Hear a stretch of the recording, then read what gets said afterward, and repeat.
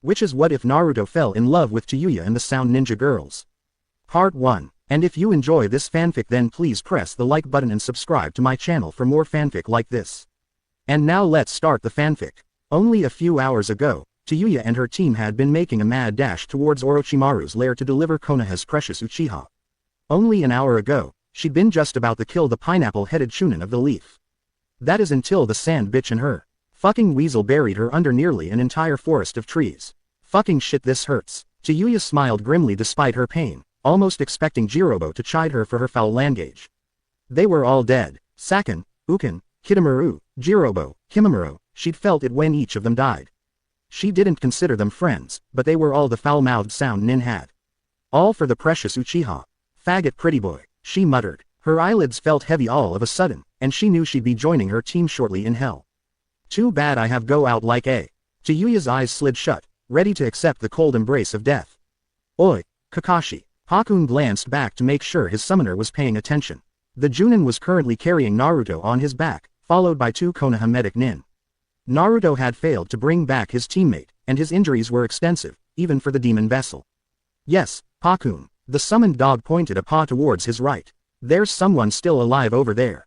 Kakashi cast a lazy glance towards the dog. Is it one of ours? Hakun shook his head. I can't tell from here. We'll have to get closer. The copy nin shrugged. We should at least check it out. He motioned for the medic nin to follow him towards the scent.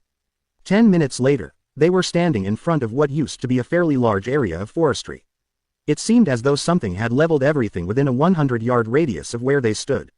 Kakashi. The Junin nodded and jumped over to where his summon was sniffing around. It's a girl. She was trapped under a large group of trees, one crushing her right arm, and several over her legs and torso. Kakashi crouched down next to Pakun. She's with the Sound. Her clothes are similar to the ones Orochimaru wore when he attacked the village. The dog grunted. So do we just leave her here? No, let's take her in. Maybe Ibiki can get something out of her about Orochimaru's next move. He trailed a lazy eye over the fallen trees. Everyone stand back. He handed Naruto to one of the medic nin and made a few hand seals. Reikiri. The Junin yelled, thrusting his chakra-infused palm into the trees. They were quickly split and tossed aside, allowing them to reach the fallen kunoichi. One of the medic nin performed a quick examination on the unconscious girl. She's still alive, but we have to hurry up and get her back to Konoha. There's not much we can do for her here. Sighing loudly, Kakashi picked the girl up bridal style. Let's go. It's freaking cold in here. That's the first thought that went through Uzumaki Naruto's head as he awoke from his slumber. He groggily rolled out of bed to adjust the thermostat, only for his feet to touch the cold, hard tile of the hospital room instead of the warm, soft carpet of his bedroom. What the hell? He yelped, quickly jumping back onto his bed. After a few seconds of panic, he quickly realized where he was. White, impersonal ceilings, check. Cold, hard tile floors, check. The constant buzzing and whirring of hospital machinery, check. He was in the Konoha General Hospital. The genin sighed and cautiously stepped back onto the floor. No use sticking around here, the bastard fox has already healed everything, he thought to himself. Naruto poked his head out of the door to see if anyone was around before stepping out of the room and making his way down the hall. Before he could reach the staircase that led to his freedom, a small cough was heard from behind him. He nervously turned around to see the Godime Hokage staring darkly down at him. Naruto-kun, what are you doing out of your room? She questioned in a falsely sweet voice. Gotta go. The genin yelled before attempting to dash down the stairs and out of the hospital. Unfortunately, he didn't count on a masked Anbu suddenly appearing in front of him and knocking him onto his backside. Tsunade grinned evilly before gripping the boy by the back of his hospital gown and dragging him down the hallway, in the opposite direction of his room. Naruto gulped nervously. Where are we going? Someplace where I can be sure you'll never escape. She answered with a small bit of evil joy in her voice. Stopping suddenly, she threw open the door to an Anbu guarded room and tossed him inside. The Hokage then turned to the Anbu stationed at the door. Make sure he stays in this room unless I or Shizune say otherwise. Got it. The Anbu nodded as Tsunade turned on her heel and walked away. Have fun with your new roommate, Naruto. She yelled over her shoulder. The blonde grumbled as he picked himself off the floor. Damn hag, sticking me in a hospital room with. His eyes trailed over to the other occupant of the room, curious as to who he'd be spending the next few days or so with. The boy's eyes nearly popped out of his head as he got a good look at his roommate. Her long red hair was almost impossible to see under the bandages covering her head, and the large cast encasing her right arm and legs made her look almost like a mummy. However, it was hard to forget the scowl that seemed to permanently mar the girl's face. "You," he yelled, pointing an accusing finger at his roommate. The girl in question turned away from the window to glare at the loudmouthed blonde. What he saw stunned him. Her face was still scrunched up into a scowl, but it lacked any of the fire or malice that was present when they first met in the forest. Calming down a bit, Naruto shook his head in disbelief. "What are you doing here?" Instead of answering, the girl turned back to the window. Naruto narrowed his eyes and took a step closer. "Oi, say something." The girl continued to ignore the genin, much to his chagrin. Fed up, he hopped onto her bed and straddled her bandaged legs. "What the hell's your problem?" The girl snapped her head away from the window and leaned forward to get into his face. "You want to know what my fucking problem is? Huh," Tayuya screamed, struggling against the cast covering her lower body. "I was beaten by a pineapple-headed faggot and his whore of a girlfriend, buried under 50 fucking tons of forestry, told I'd never fucking walk again, and now I have to deal with a loud-mouthed shithead who thinks orange is a normal color for a ninja." Her breathing was labored by the time she finished her rant, and her good arm was grabbing the front of Naruto's hospital gown for emphasis. Unfortunately for both of them, the Hokage chose that moment to slam open the door and stroll inside. "What the hell is going on in here? I can hear you two screaming all the way down the hall." Tsunade yelled, her face pink with rage. Her expression gradually changed from anger to one of mild amusement. "You work fast, don't you, kiddo?" Her grin widened as she watched the genin yelp in horror and fall headfirst onto the floor. Tayuya snorted in mild amusement. "Baka, why you shut up? It's your fault I fell in the first place." Naruto growled, rubbing the growing lump on his head. The sound nin's eyes widened in disbelief. "My fault. Don't fucking blame me for your utter lack of coordination, dipshit," says the cripple. "What?" Throughout the exchange, the Hokage's grin grew into a full-blown smile. Before she'd been thrown into a room with Naruto, the girl had barely spoken more than 2 words to anyone. Those 2 words were, "and you." Amazingly enough, she was willingly speaking to the #1 surprising ninja. Granted, she was screaming obscenities at the top of her lungs, but it was better than the weak glares she usually sent towards everyone. A plan began to form in her mind as she watched Tayuya bop the genin upside his head with her good hand. If things went the way she planned, she might even be able to kill 2 birds with 1 stone. Smiling triumphantly, she schooled her face into an angry expression. "Quiet." Both teens quickly shut their mouths. Satisfied, she continued, "I don't care who started what, or what the hell happened. You," she said, pointing at Naruto. "Get in bed." The genin quickly scrambled to his own bed, shooting a quick glare to his roommate. "You, don't talk him," she said, pointing at the glaring red head. "I ain't one of your damn grunts, Hokage-sama," Tayuya snarled, adding sarcastic emphasis to her title. "I'll do whatever I damn well please, and there ain't shit you can do about it." The older woman grinned mischievously. "Oh, well, as of now, you are hereby instated as a genin of the leaf." "Congratulations." Tayuya's eyes widened in disbelief. What the?" she sputtered, jaw nearly reaching the bed. Naruto had a similar look on his face. "Have you finally gone senile, Ba-chan? My legs are fucked up. How can I be a ninja with fucked up legs? She's the enemy. This bitch was one of the bastards who tried to kidnap Sasuke. I won't do it. There's no way I'll join you shitty rats or live in your faggot-infested village. I'd rather die first." Grinning on the inside, Tsunade slammed her foot down onto the floor.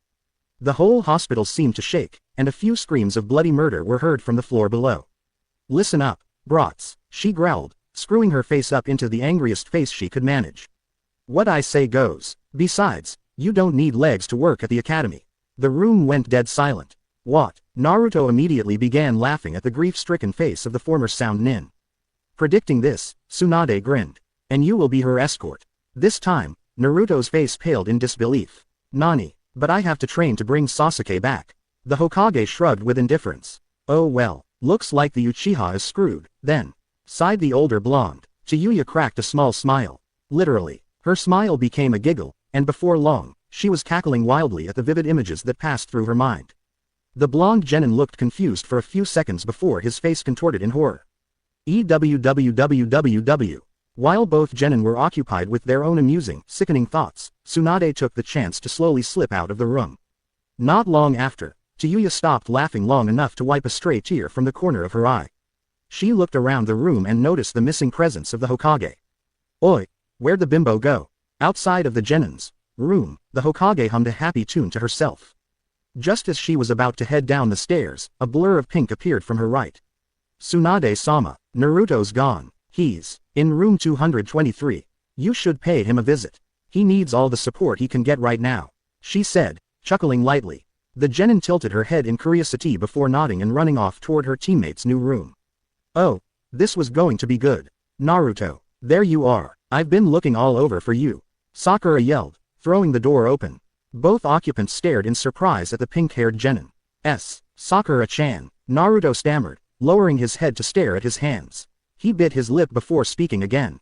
I'm sorry, I didn't keep my promise. I couldn't bring Sasuke back. His teammate shook her head and smiled weakly. Don't worry about it, okay Naruto. Next time we'll do it together. Naruto snapped his head up in shock before a small smile stretched his way onto his face. Unfortunately, the moment was ruined by the other occupant of the small hospital room.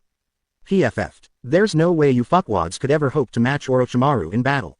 That bastard's freaking invincible. Sakura glared at the girl, just now noticing that there was someone else in the room with them.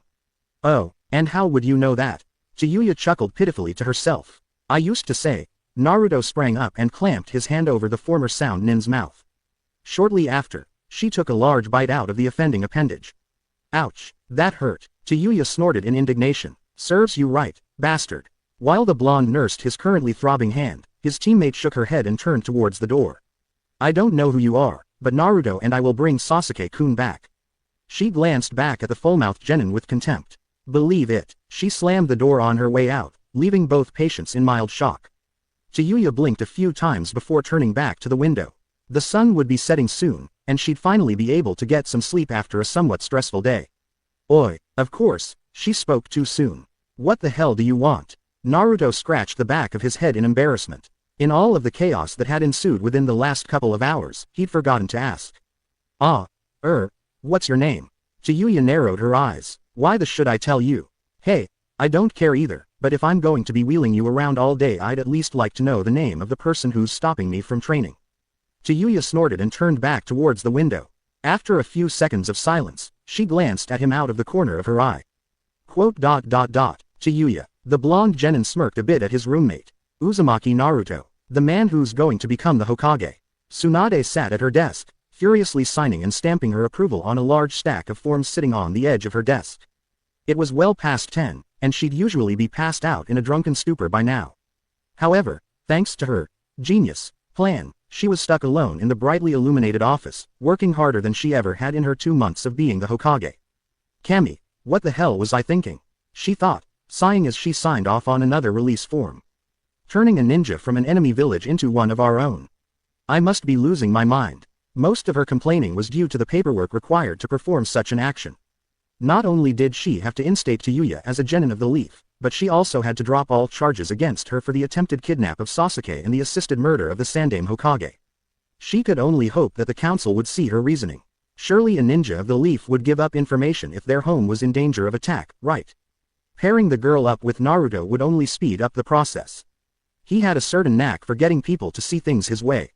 Tsunade-sama, I thought you finished all of your paperwork for the week. Shizune asked, startling the older woman out of her thoughts. Oh, just catching up on a few things I missed last week. Go on home, I'll be there soon. Shizune narrowed her eyes suspiciously at the Sandaime Hokage. She never willingly did paperwork, and judging by her disheveled appearance, she'd be working for Kami knows how long. Shuffling closer to her mentor, she attempted to take a look at the large stack of papers strewn about on the large oak desk. What's this? You're adding a new ninja to the ranks. Who? She asked, trying to read the name haphazardly scribbled on the form. Her eyes widened in disbelief as she realized who it was. Tsunade-sama, you can't be serious. Are you aware of what you're trying to do? The Hokage rubbed her temples, absent-mindedly reaching for her hidden bottle of sake. Yes, I'm serious, and yes, I know what I'm doing. You have to trust me. Her apprentice stared at her with doubt. Sighing, she continued, I paired her up with Naruto-kun. You've seen what he can do for people. I doubt this girl will be any different. She knows the location, layout, and overall population of the Sound Village, how strong their shinobi as a whole are, and maybe even what Orochimaru has planned in the near future. Can we really afford to pass this chance up? Shizune hung her head in defeat. I guess not. I still don't like it, though. What if it doesn't work? What if she hurts Naruto-kun in the process? Tsunade waved her hand dismissively. It was just like her apprentice to look for the bad in everything. Don't be so pessimistic. Everything will work out in the end, you'll see. The young medic nin bit her lip in worry. I hope you're right, Tsunade-sama. Naruto. A young man poked his head into the room. A large scar was visible across his nose, and his long brown hair was bound into a tight ponytail on the top of his head. Yumino Iruka had just returned from his mission early that morning and arrived at the hospital just as visiting hours began. Of course, he made a quick stop at a certain ramen stand, a fact that didn't go unnoticed by the genin in question. Iruka-sensei. A yellow blur tackled him around the waist, nearly spilling the contents of the small brown bag in his hand. Is that for me? He asked, eyes wide and shining. His former teacher couldn't help but to laugh at his childish antics. Sure is. I figured you'd be tired of the hospital food by now. Though it's gotten better since Tsunade-sama arrived, it still has a slightly chalky taste. A snort was heard from the other side of the hospital curtain. You can say that again. Iruka lifted an eyebrow in confusion. Naruto, you have a roommate. The genin stopped drooling and glanced towards the curtain separating him from the recently instated genin. Oh, yeah, that's just Tayuya. Me and her are gonna be helping out at the academy for a while. Iruka shook his head. She and I swear, they should add an extra year to teach you all more than basic math and grammar. You never know when it could come in handy on a mission. The man gave the bag to an eager Naruto, watching as he immediately pulled the plastic cover off of the container and dug in with the wooden chopsticks provided. After inhaling a sizable amount, he sighed and grinned widely.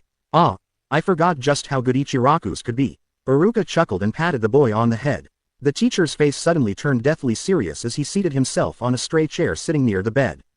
Naruto, are you all right? Noticing his serious tone, the blonde stopped slurping the noodles long enough to crack a wide foxy grin. I'm fine, Iruka-sensei. I heal really fast, so I should be out of here by tomorrow. Iruka nodded, satisfied with his answer. I'm glad. I'd better get going. I have quite a few tests to grade before class tomorrow. See you soon, he said, waving on his way out. Naruto simply nodded and finished drinking down the ramen's broth. So who was that? Your Junin-sensei or something? Sounds like a weak ass, she asked, pulling back the curtain with her good arm. Naruto scowled at her. Take that back. Iruka-sensei's stronger than you'll ever be, he yelled, dropping the empty bowl onto the white-tiled floor below. Tayuya's normal scowl deepened in response. I will. What are you gonna do? Kick my and make me take it back? She snarled. Who the hell does this guy think he is, ordering me around like I'm some punk-ass leaf shinobi? You're just jealous because you don't have anyone who cares about you at all. He shouted, the words flying out of his mouth before he could think. As soon as he said them, he immediately regretted it. Tayuya's eyes were wide with shock, and her jaw hung limply at the hinges. She soon recovered and turned her head away from him. At least you're not the spineless fucker I thought you were. Tayuya joked, her voice carrying a slight waver. Damn it, why the hell am I showing weakness? It must be this shit they're feeding me. It's bad enough to make anyone cry, she reasoned to herself. Naruto stared at her for a few more minutes before settling down into his bed. He was still a bit tired from his fight with Sasuke, even if he did heal faster than humanly possible. He'd apologize later, as soon as he woke up. The next day, Naruto and Tayuya stood in front of the Hokage's desk. Or rather, Naruto stood and Tayuya sat in a wheelchair next to him. He played with the zipper on his orange jumpsuit, struggling to zip it up to his chin. He only had 2 more at home, and they all felt a bit tight since his fight with his former teammate. Tayuya wore simple black ninja pants and a dark blue long-sleeved shirt. The bandages on her head and left arm were still present, but she'd been able to get out of her leg casts in favor of a couple of small metal braces. The Hokage finished signing off on one last sheet of paper before leaning back in her chair. Finally, that's the last of them. She reached into her drawer and tossed a leaf Hittite to Tayuya, who deftly caught it with her left hand. Congratulations, you're an official genin of Konoha. By wearing this headband, you acknowledge that you will protect this village and the people in it with your life, blah, blah, blah. Do you accept? Tayuya cocked an eyebrow at the blonde. Do I have a choice? She asked, fingering the thick cloth of the headband. Tsunade nodded. Actually, you do. You can either become a Konoha ninja or I can turn you over to Morino Ibiki for interrogation. She smirked inwardly. She was bluffing, but they didn't need to know that. Naruto's face visibly paled in recognition of the name. Though he hated to admit it, the scarred special Junin had quite an effect on him. Ah, Tayuya, I think you should just accept, he whispered. The girl eyed him strangely, noticing the slightly nervous look on his face. He's a really scary guy. Instead of arguing, she turned back to the Godime and nodded. Fine, but I ain't gonna like it. She lifted the headband towards her escort expectantly. He stared at the headband in confusion, an action which quickly annoyed his red-haired companion. Put it on me, dipshit. I only got one arm. Shut up, I'm not psychic, jeez. He grabbed the headband and moved to put it on her forehead before pausing. Where do you want it? She titled her head in thought. Tie it around my neck. The blonde grunted and tied the cloth into a loose knot around her neck. Happy, no, TCH, not even a thank you. The fifth slammed her fist down onto the desk, effectively quieting the teens down. Listen up, she bellowed, causing Naruto to flinch. Both of you are to report to room 23 at the academy. I've arranged for one of the Chunin teachers there to assign you a few tasks to keep you busy. Tayuya frowned deeply in response. Yeah, one problem, Blondie. My fucking legs don't work. Tsunade smirked. I've informed them of your condition, so whatever they set up won't require a whole lot of movement. If there's nothing else, get out of my sight, she drawled, waving them off. Grudgingly, Naruto grabbed the handles of his new teammate's wheelchair and began to push her towards the door. He accidentally pushed her legs into the door frame, earning himself a hard elbow in the side. Watch where you're going, dipshit. Yes, Tayuya Haim. Shut up and push. Lucky for her, neither of the genin turned around to see the mile-wide grin Tsunade had on her face. Part 1 of Operation Skin Orochimaru's scrawny, complete. They were everywhere, laughing, taunting, torturing. Little horns protruded from their large melon-shaped heads, and large globs of blood clung to their faces as if they had just eaten 20 shinobi alive right before they had arrived. At least that's what Tayuya saw when nearly a dozen kindergartners swarmed her as soon as she had appeared through the door of room 23. Read us a story. Wanna play dress up? Hey, what's wrong with your legs? Can I sit in your lap? Is he your boyfriend? Tayuya sat mortified amongst the large group of 5-year-olds. When the Hokage mentioned they would be working at the academy, she assumed they would be filing papers or showing 10-year-olds how to throw a kunai. Never in a million years would she have expected something as inhumane as this. She glanced up at Naruto and was glad to see that he was equally shocked. At least she could be sure that he wasn't in on this. The Chunin who had shown them the room snickered slightly at their expressions before turning and making a mad dash down the hallway. Have fun, they really like stories, he yelled over his shoulder, turning a corner at record-breaking speed. That has to be some kind of escape jutsu. Naruto thought as he watched the shinobi flee from the classroom.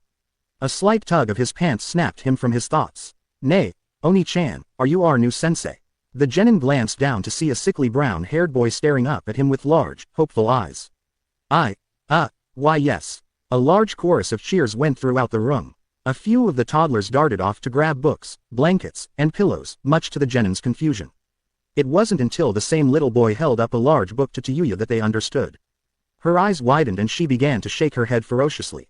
No, not a fucking chance in hell, she screamed, attempting to hop out of her chair and crawl towards the door. Unfortunately, a little girl had somehow made her way into the genin's lap, foiling her escape plan. Her escort snickered and waved an admonishing finger in front of her face. Watch your language, Tayuya-sensei. There are children in the room. She growled and practically snatched the book from the little boy, only further amusing the blonde, who was suspiciously 3 steps closer to the door. Tayuya narrowed her eyes and smirked. Where are you going, Naruto-sensei? I'm going to need someone to turn the pages for me. I only have one arm, after all, she asked in a sickeningly sweet voice, using his own sarcasm against him. Realizing he'd been caught, Naruto groaned and sat down in the empty chair closest to her.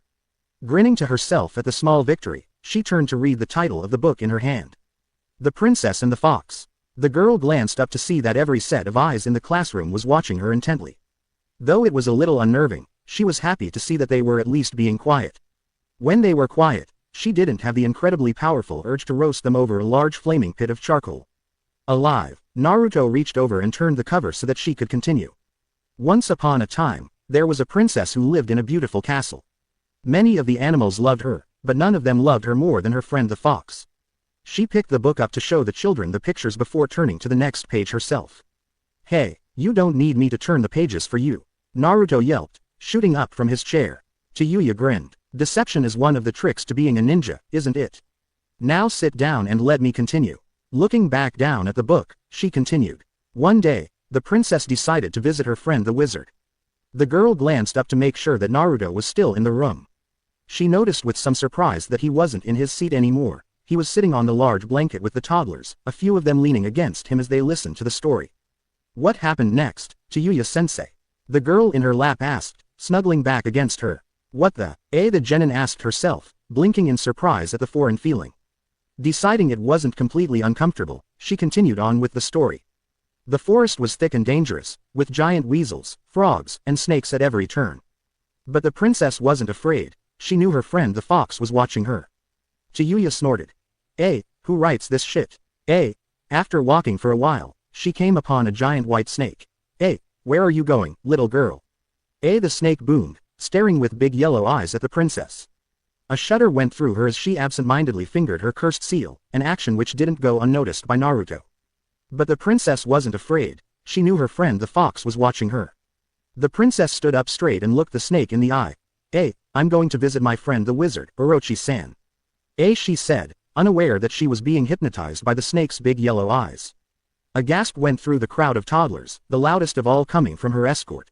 She fought to keep a smirk from breaking out onto her face at their expressions. Even she had to admit that she was really starting to enjoy having all of the attention focused on herself for once. The big white snake smiled evilly and slithered his way over to the princess. Well, princess. The snake hissed, wrapping himself around her. Allow me to escort you there. With the princess wrapped in his slimy skin, the big white snake headed for his lair. Just as he was about to enter his home, a golden fox appeared and Tayuya trailed off, glancing up at the clock. That's the end of story time.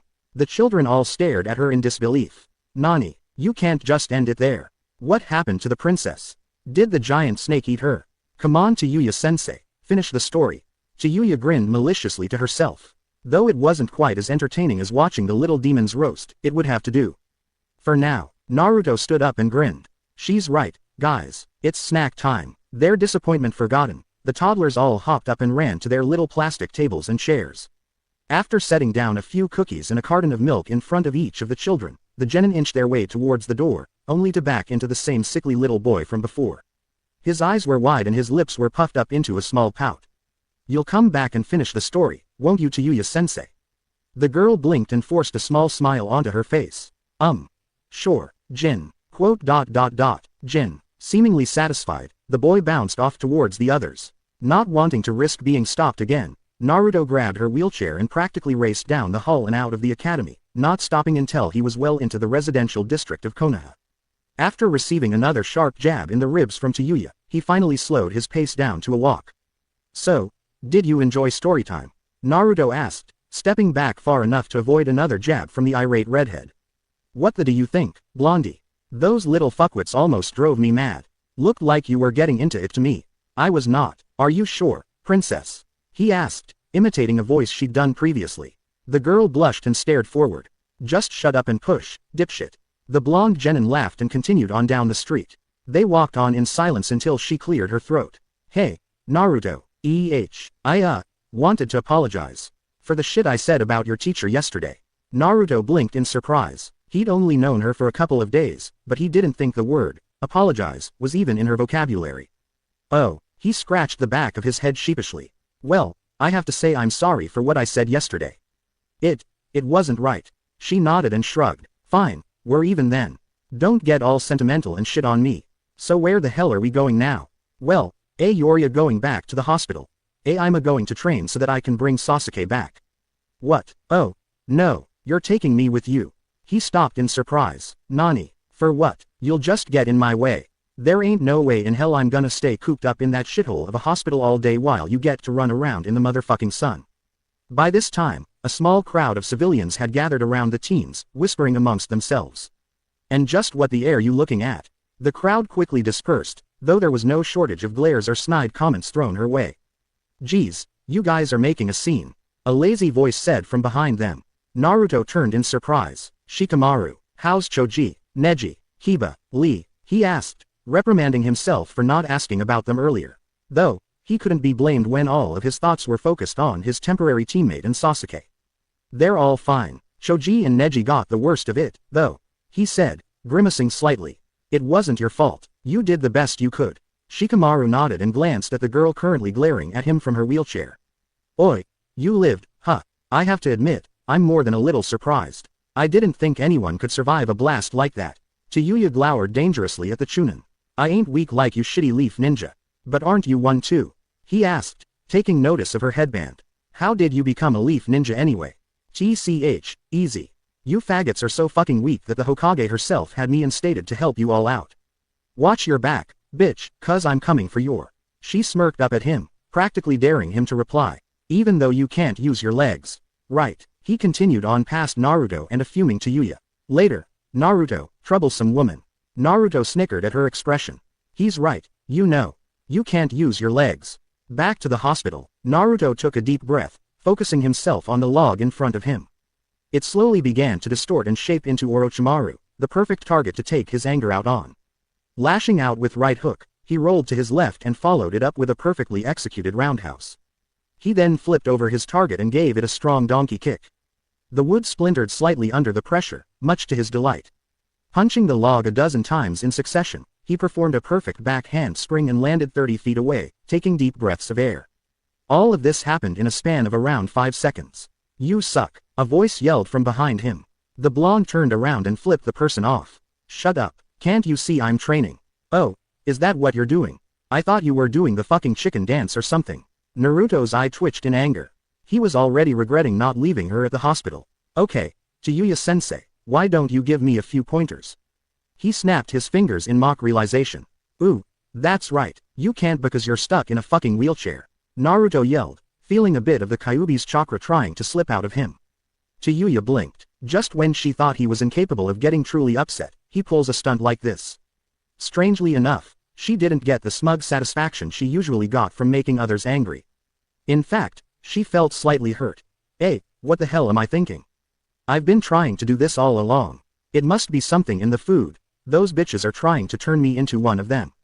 Well, excuse me for trying to help your no talent out. This time, Naruto blinked. She actually wanted to help.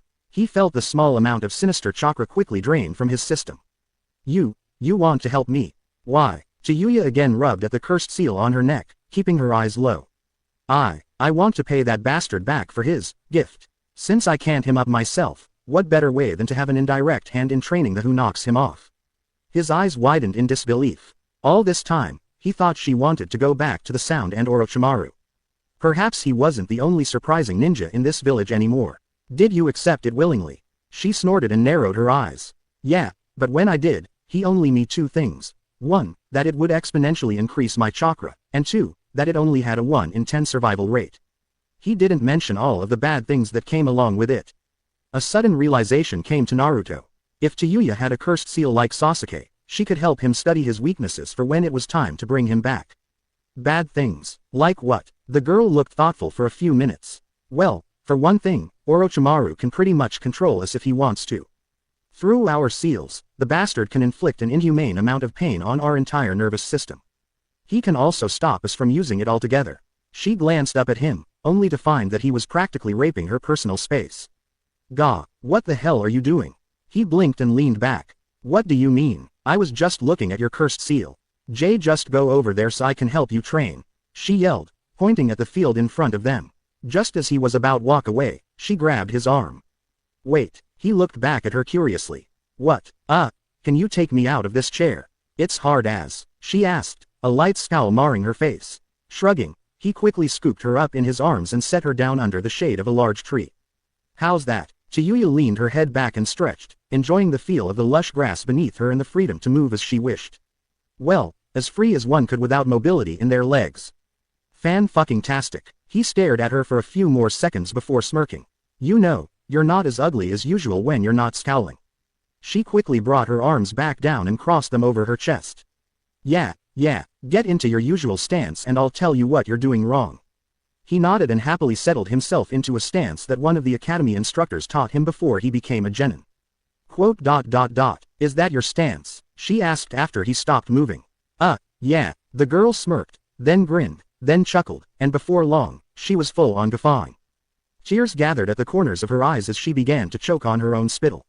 What the hell is that? Whoever taught you that shit was trying to get you killed. She screamed in mirth. Naruto's eyes dimmed as his arms slowly lowered to his sides. Her laughter immediately quieted down as she noticed a drastic change in his usual somewhat cheerful expression. Goddamn, you act like I ripped your balls off or something. I was just kidding about the trying to get you killed part. I'm sure they just didn't know what they were doing. His eyes hardened in anger. No, I think they knew exactly what they were doing. Tayuya almost gasped, almost. She couldn't believe that a teacher would purposely sabotage one of their students, no matter how annoying or dim-witted he was. What amazed her even more was that his Junin-sensei or precious Iruka-sensei didn't think to at least teach him the most basic of taijutsu stances. Even if she was just using him to take out Orochimaru, she didn't want her weapon to be in low spirits all the time. It made her feel bad about her own problems. Clearing her throat, she put on her cockiest smile and pointed forcefully at her escort. Stop looking like the pitiful brat you were and get back into that stance. I'll tell you what to do from there. She thought she saw a spark appear in his eyes as he immediately straightened up, albeit a little less sure of himself. First of all, your weight should be on your back leg good. Now, turn your front foot in a bit to give yourself more balance. Doesn't that feel better? You'll be able to move much more efficiently like that. He looked over his shoulder and smirked. Looks like I'll really have to start calling you Tayuya-sensei now, Naruto joked, testing out the new form. He had to admit that it felt much more natural than the one Mizuki taught him. Tayuya flushed slightly and scowled. Shut the up. I ain't doing this cause I like you or anything. I just don't want you to get your kicked by Orochimaru. Besides, this is the most basic form there is. Now lift your back arm up near your chest a little higher. Perfect. Stretch your other arm out in front of you, not all the way out, dipshit. Yeah, that's good. Now you can strike and block from pretty much any angle, and move in nearly any direction. She smirked smugly as he took a few practice punches and kicks, looking much better than he did only 10 minutes ago. Yes, thanks, Tayuya. She shrugged and waved him off. Don't thank me yet. You haven't used it in an actual fight. He smirked and put his hands together in a familiar sign.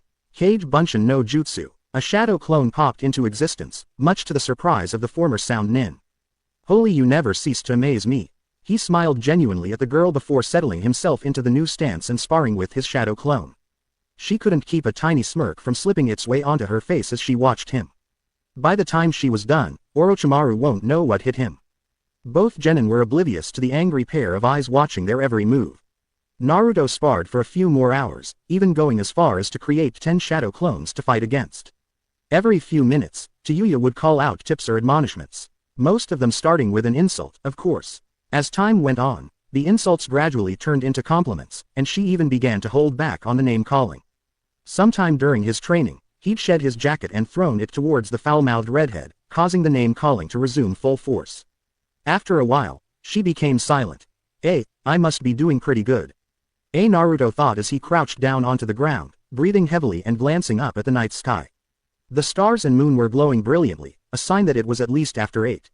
He didn't realize so much time had passed since they'd left the academy.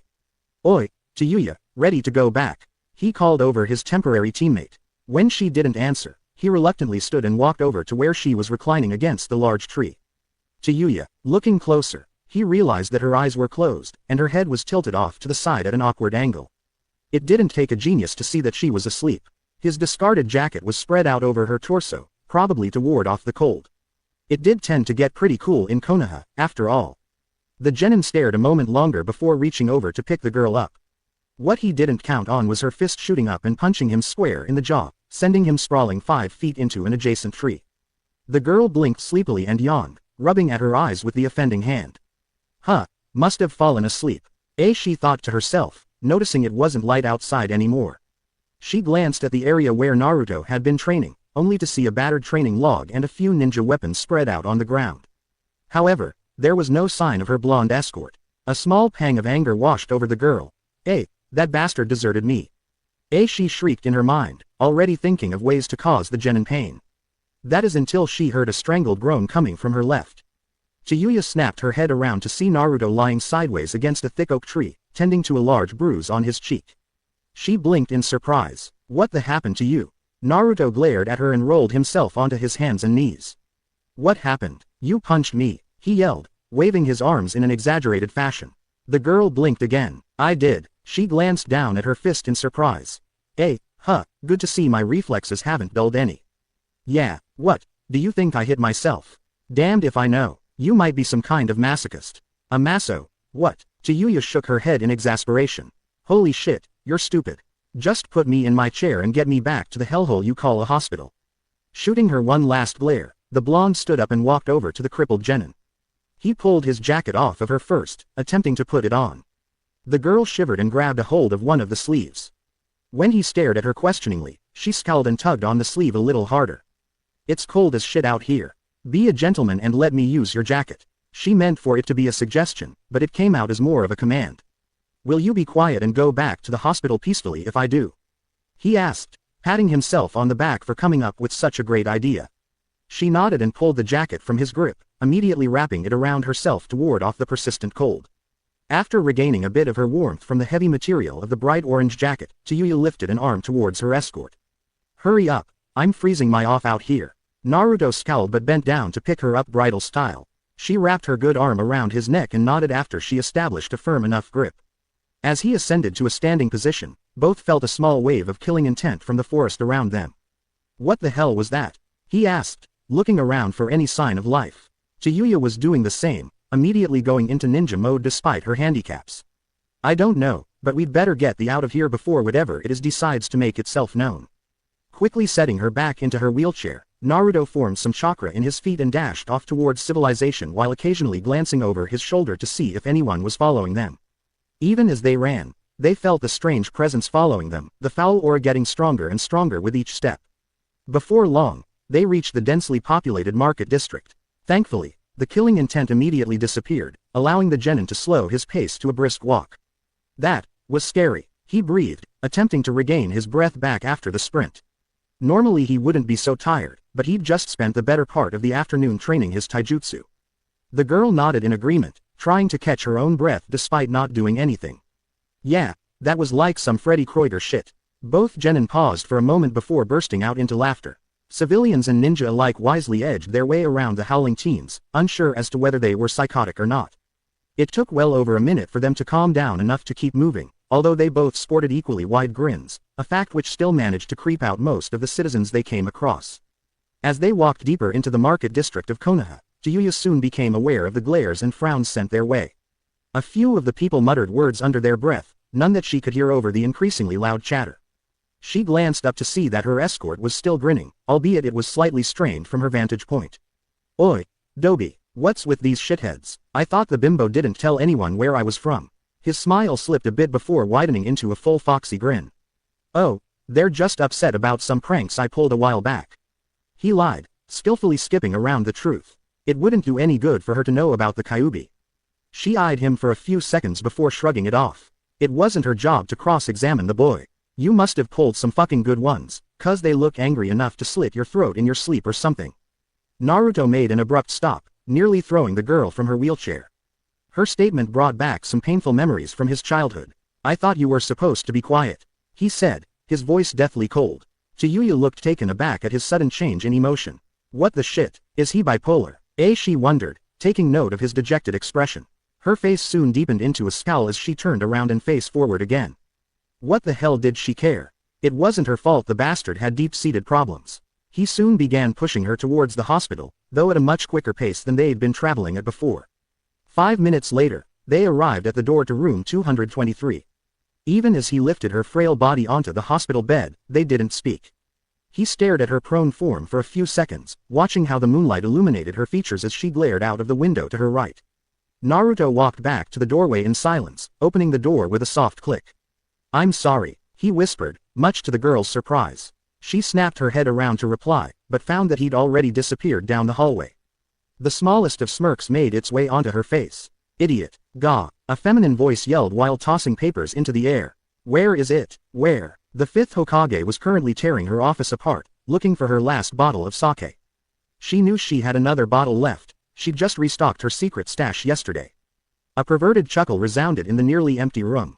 Lose something, Tsunade. The woman in question clenched her fists a few times to get rid of the stress that was steadily building up in her system. Turning to the window, she forced an angry grin onto her face. You wouldn't happen to know where my last bottle of sake went, would you, Jiraiya? Jiraiya chuckled and took a swig from the bottle resting in his hand. Giving her a cheeky grin, he shook his head. Nope, not a clue. That was it. With a blood-curdling scream, the Godime launched herself at her former teammate, fully intending to rip his spine from his body. The Sannin deftly dodged her advances with a leering grin. My, Tsunade Heim. I knew you wanted me, but this is a bit desperate, even for you. She took a few deep breaths to calm herself down. How the hell did you slip past all of the Anbu guards? The toad hermit rolled his eyes. Those guys. PFF'd. They don't call me a legendary Sannin for nothing, you know. He said with a cocky wave of his hand. She sighed in exasperation. What do you want? His expression immediately became serious, a sure sign that this was important. Dear Kami, she wished she had her sake. It's about Naruto. Tsunade groaned in response. Akatsuki, she asked, hoping against hope that it was something smaller. Much to her chagrin, he nodded. Yeah, judging from the information I received on my spy network, they're going to start moving in 3 years. As you know, Itachi and Kisame are quite powerful S-rank Nukenin. I wouldn't stand a chance against both of them while trying to protect the kid at the same time. Tsunade sighed and buried her face into her hands. That's not it, I can tell. Even though he knew she couldn't see it, he shook his head and sighed. Not only are Akatsuki planning on kidnapping Naruto, but there is a rumor going around that Orochimaru's cooking up a war against Konoha right after he transfers to Sasuke's body. Iwa and Kumo are also rumored to be in on this war. They both have large grudges against Konoha, you know. Tsunade groaned loudly, desperately wishing she had even a sip of sake. So what is it that you want? She asked, not moving from her position. I want to take Naruto on a training trip for 3 years. I'll teach him how to use the Kyuubi's chakra effectively, and also a few other things like tracking and battle strategy. This way, he'll be able to defend himself against Akatsuki's attacks and possibly be a defining factor in the war with Otogaker. No, Jiraiya nearly fell from his perch on the windowsill. No, why the hell not? Have you been listening to the things I've been telling you for the past 5 minutes? She lifted her head to glare pitifully at her teammate. I need him here to gather information on Orochimaru from a former sound nin. He frowned deeply in response. Just turn the bastard over to Ibiki. You know how good he is at interrogation. It is of the utmost importance that I teach Naruto everything he needs to know before the Akatsuki decide to move. It's complicated. I can't just turn her over to Ibiki, it wouldn't work. Jiraiya's eyes suddenly got a knowing twinkle. Realizing that she'd said too much, the godime hung her head. He chuckled loudly and hopped down into the room. Dear Tsunade Haim, what have I told you about meddling? Shut up. If it's that important to you, why don't I bring her along? You can assign a Junin to keep an eye on her while I train Naruto. She groaned for the second time that night. That won't work either. 1. The girl can't walk. The bones in her legs are far too damaged for me to do anything about it, and nothing short of regeneration will fix them. 2. There isn't a Junin on the force who would take this job that I can afford to let go. Jiraiya frowned in thought. You know, now that I think about, this could really work out for the best. If Naruto is able to get the information from the girl before the 3 years are up, we could attack Orochimaru before he transfers to Sasuke and attacks us. By that time, Naruto will be plenty strong enough to take on Akatsuki and Sasuke.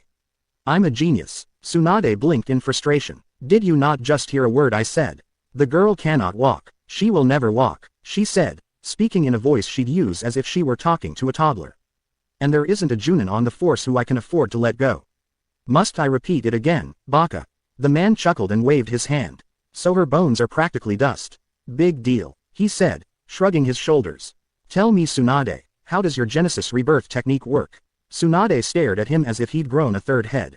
You should remember, you helped me make it. By releasing the chakra stored up in my forehead seal, I can instantly heal all of my wounds and even regrow limbs and organs if I need. At this point her eyes widened in realization. She jumped to her feet and began to pace around the office, arms flailing around in excitement.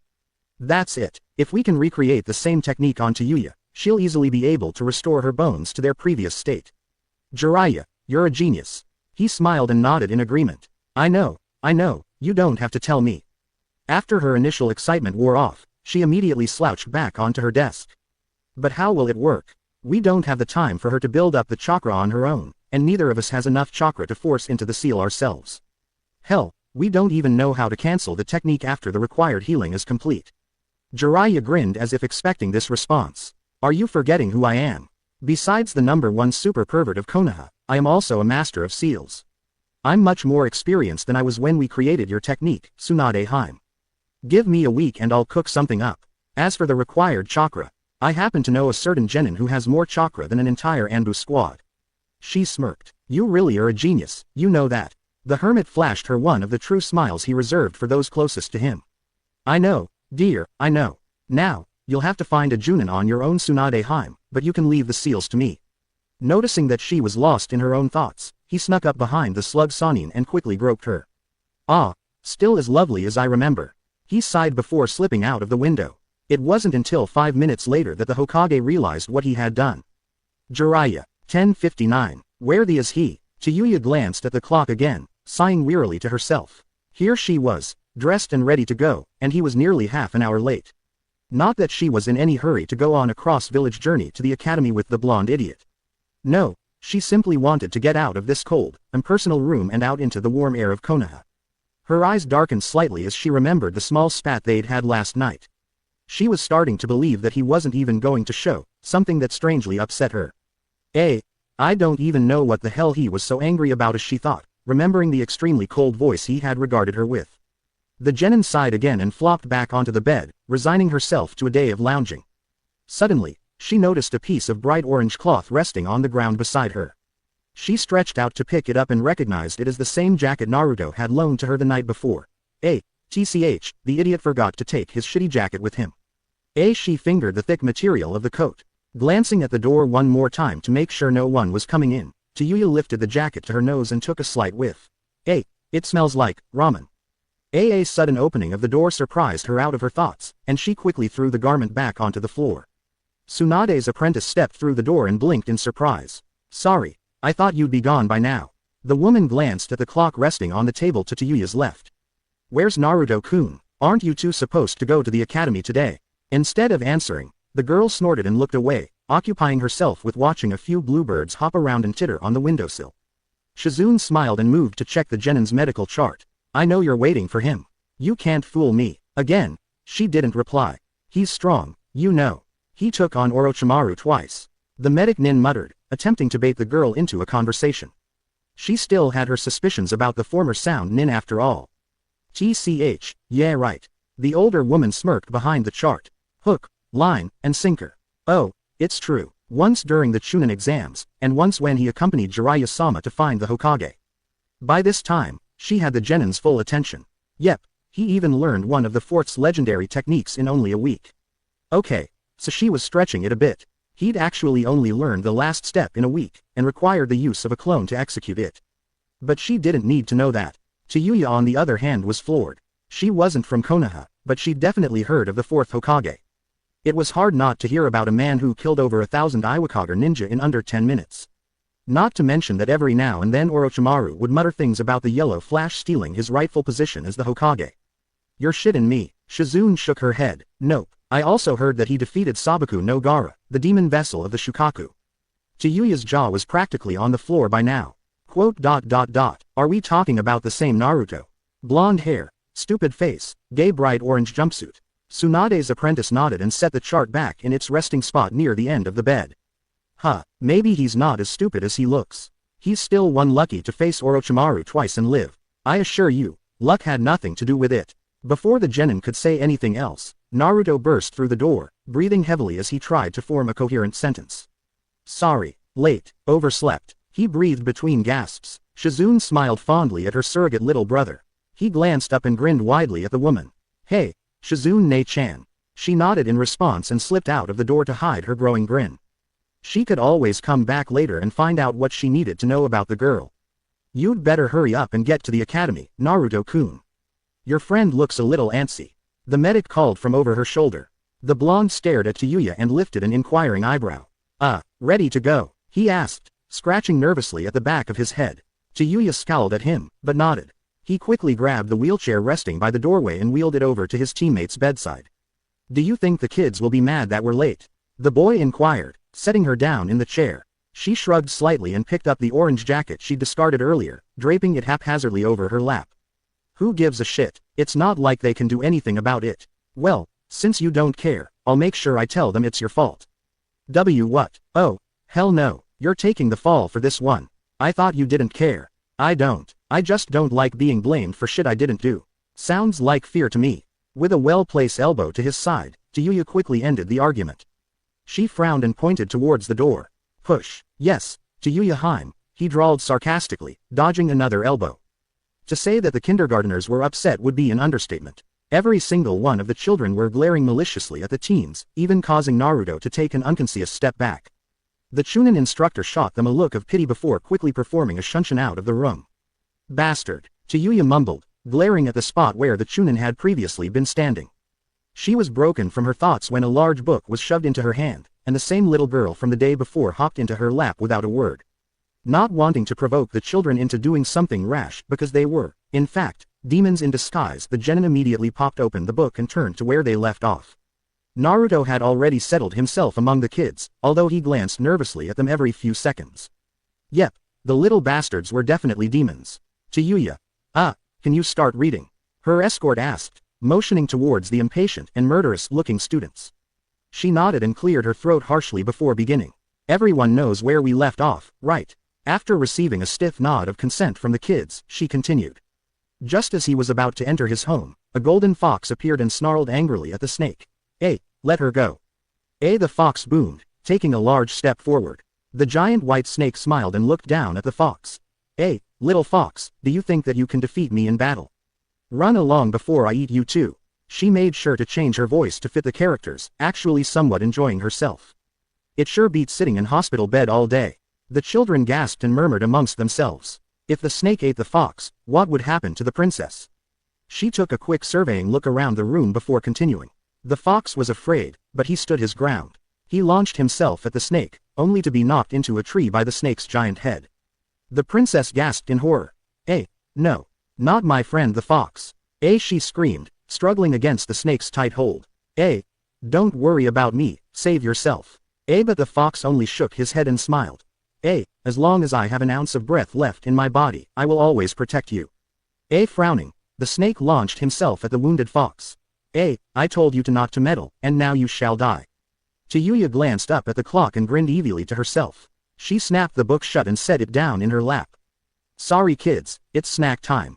Every jaw in the room dropped, including Naruto's. Not again. Tell us what happens to Fox. Please. The red-haired genin only shook her head and smiled. Blame Naruto for getting us here late. The children's eyes drifted over to the genin sitting nervously in the middle of the classroom. I overslept, he whimpered, not liking the glares he was getting. Get him. The sound of the Kyuubi cantainer's screams could be heard all over the village, giving a few old women heart attacks and causing visitors waiting to get into Konoha to flee in terror.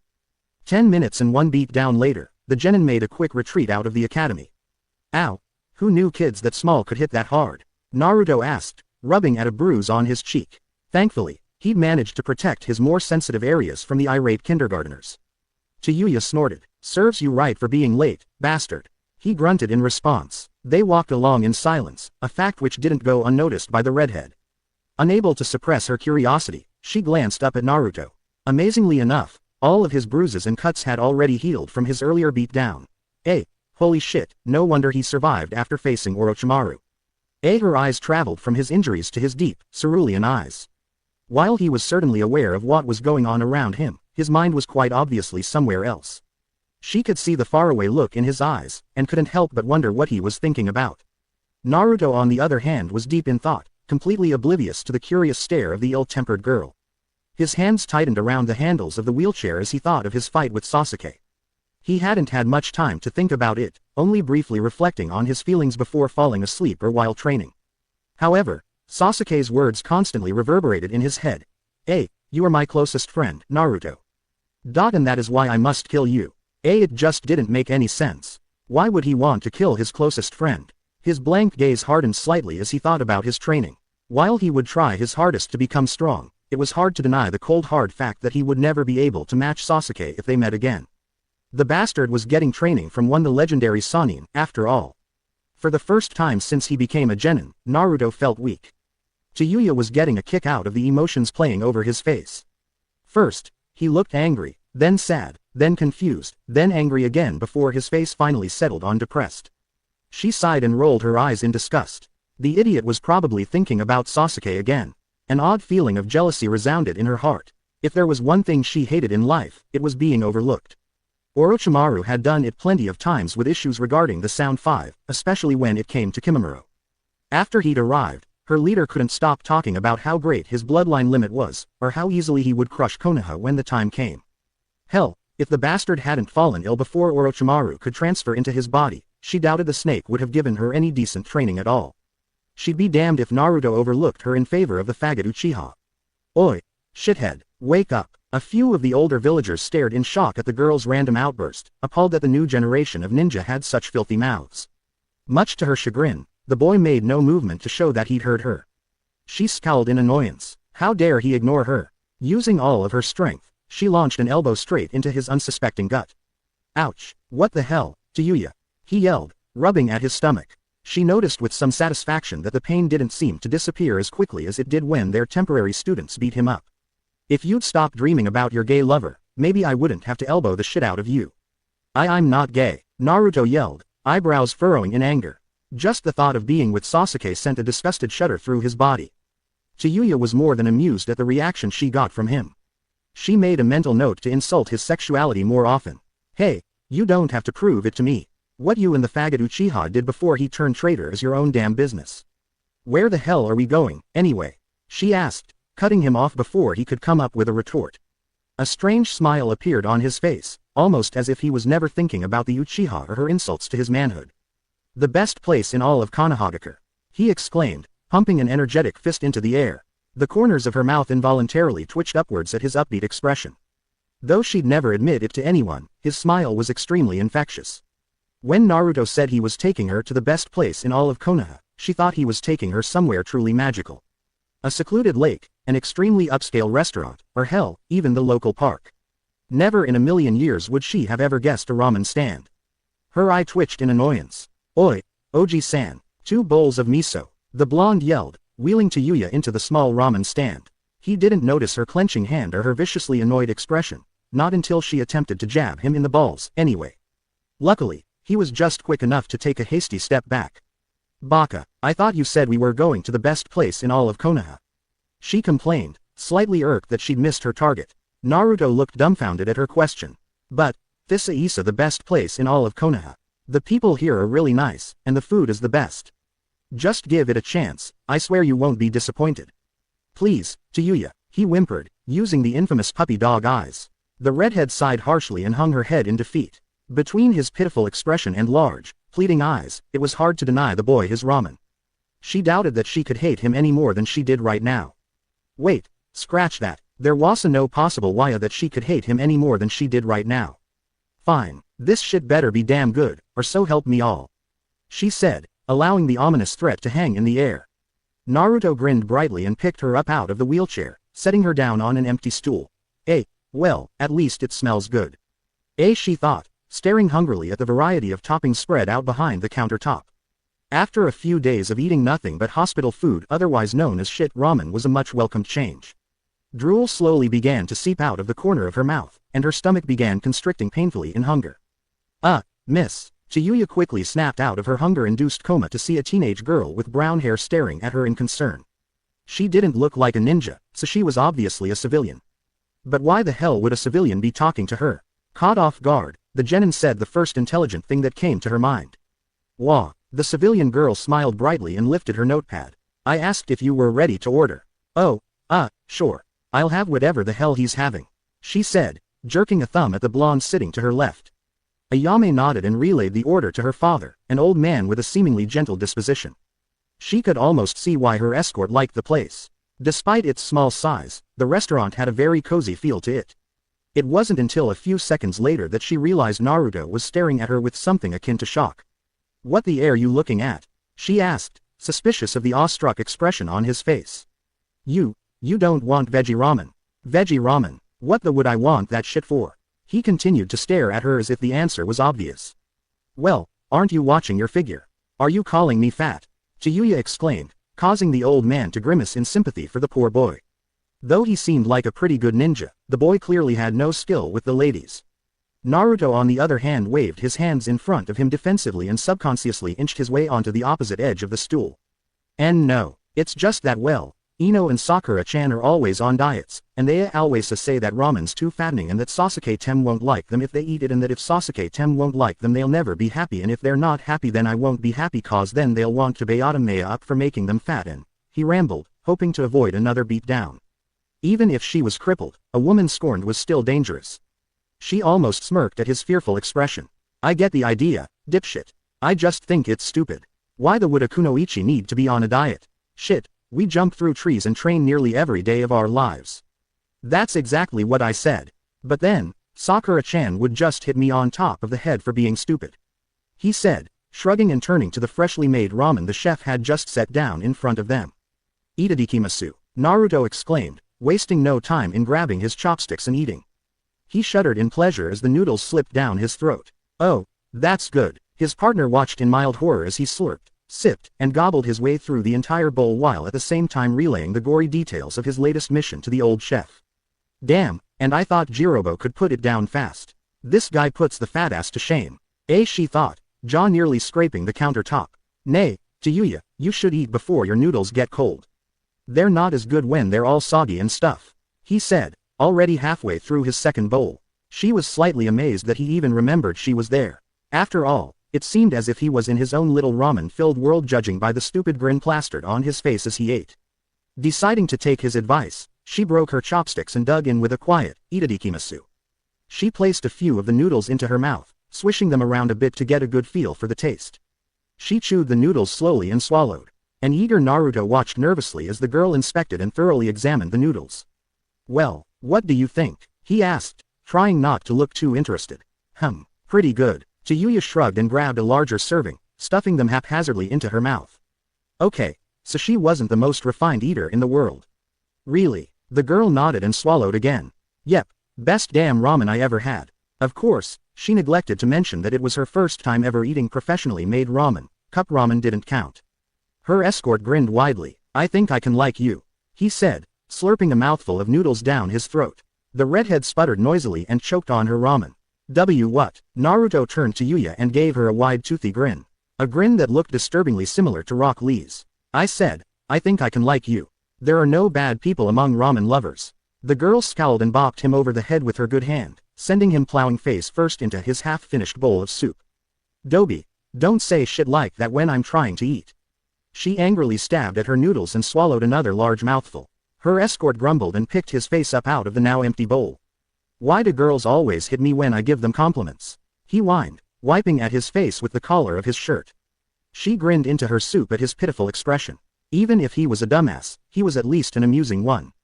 Drinking the last of her soup down, she glanced at the blonde out of the corner of her eye. "Who's paying for this stuff anyway?" Naruto reached into his pocket and pulled out Gama-chan.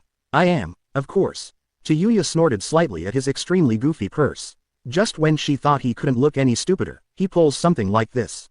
"How can you even afford this shit? I thought you were dirt poor." He pouted and crossed his arms in front of him with a very childish expression his face.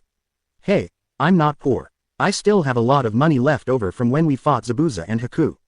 And then that mission where I went to beat up Gaara, when I brought back Tsunade Obaa-chan, and then when we tried to bring back Sasuke." He shrugged and motioned for another bowl of ramen. "I haven't even cashed in my other mission payments." Tayuya blinked stupidly at the boy. "So why the air you wearing clothes that make you look a goddamn kunai target?" Naruto grinned weakly. "I like the color orange." She narrowed her eyes, but let the subject drop, for now. For some reason, that explanation didn't quite fly with her. It didn't matter to her though. Eventually, she'd make him get some new clothes.